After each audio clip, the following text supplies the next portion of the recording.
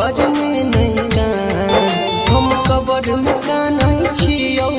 तू कोहबर में नहीं कान तू चाहे दुनिया में छही हमरा वही जे बोलाइल रे जान तू चाहे दुनिया में छही हमरा वही जे बोलाइल रे जान तोरा घर बरनी मन मिललो हमरा मिल गे शमशान तोरा घर बरनी मन मिललो हमरा मिल गे शमशान तू चाहे दुनिया में छही हमरा वही जे बोलाइल रे जान तू चाहे दुनिया में छही हमरा वही जे बोलाइल रे जान। Radhika recording studio Saharsa.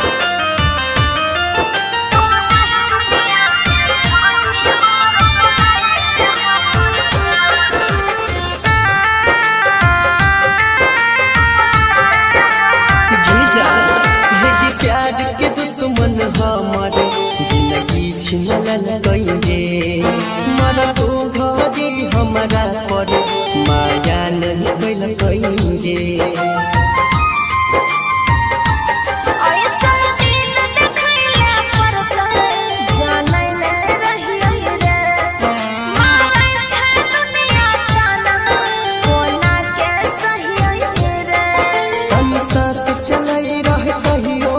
तनी सांस चलै रह कहियो मिले दिल कहूँ नहीं भगवान तू चाहे दुनिया में छही हमरो लाइल रे हमर जान तू चाहे दुनिया में छही हमरो वही जे बोलाइल रे जान।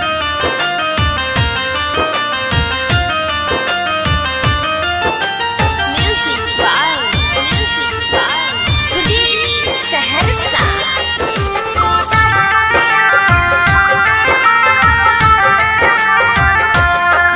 राइटर सरवन सुजित संग चल गेलही ससुर नगर में हम तोहर दुनिया छोड़ के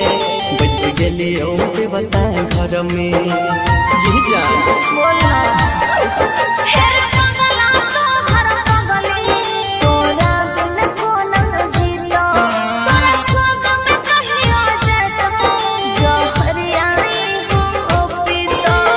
अब जीवन से जीवन में तू कोई रली है अरमान